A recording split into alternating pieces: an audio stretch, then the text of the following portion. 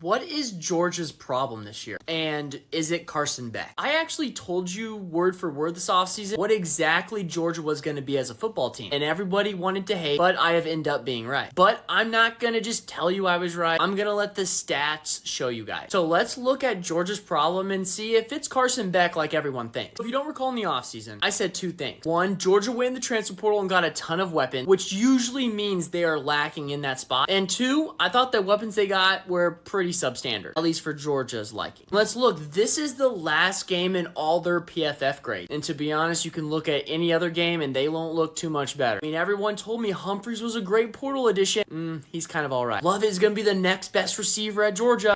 He's kind of all right. Smith is going to beat the top off of every defense and score touchdowns. Yeah, I don't disagree with you there, but he's still just all right. As you can see, these PFF grades are not very good for wide receiver. We also got ETN in the portal, and he's going to be an absolute beast for Georgia. Well, I think I recall telling you that he was a backup at Florida and probably got pushed away from Florida because he probably wasn't going to get starting rep. But hey, new team, better O-line. Let's see what ETN has done for you guys. So the best games this year he's had is 88 yards, 87, and 79. And that 88, I want to say, was that Texas game, and everybody said he had a career game. I didn't know a career game was under 100 yards. And he's averaged 5.0 yards per carry for this season. And when you look at Florida, when he was theoretically a backup, at least a 1B, he had 172, 99, and 84. And all of these are against Power 4 teams. And his yards per carry were 6.0. Well, obviously, he isn't that great, especially on Georgia standard. But hey, Carson Beck is terrible, right? Throwing so many interceptions, turning the ball over like crazy. It's still his problem. Well, let's just listen to these stats. So let's first go over the second stat, drop percentage. When he throws the ball to receiver and it's a catchable ball, what percentage of those drop? This year, it's been almost 9, and last year, it was 5. So these Georgia wide receivers are dropping the ball almost double times the rate as last year. Then that first stat is turnover-worthy play. So basically throwing the ball in harm's way. And yes, he has been way worse this year, from 4.6 to 2.3. But let me put this into perspective. You had 2 basically first-round picks last year for weapons, so they get open all the time. They create separation, so you don't need to throw tight window throws. You have wide receivers that don't get separation, then you see this number go up because he's trying to extend the play, and then he has to fit it in a tight window when it's 3rd and 10. So this number rose up because of the wide receiver, how substandard they are. And also another tidbit, I told you guys in the offseason, I think Carson Beck is one of the best quarterbacks in the pocket. But when he has to work out of the structure, it's not as good as most other quarterbacks. And that's what you need in college. So is Carson Beck the problem? Well, he is a part of the issue, but Kirby Smart should have known this going into the season, fit the offense around Carson Beck. He went out there and got substandard portal addition. And by the way, I said that. The recruiting website said they were the best. I'm just saying I probably know a little bit more than them because I do my research. But basically, no. He is honestly like maybe 10% of the issue. Georgia fans, before you come after me, you can look back all offseason long. I said this all year. But hey, there's still time to turn this around for Kirby Smart. So let's see if he is actually the best coach.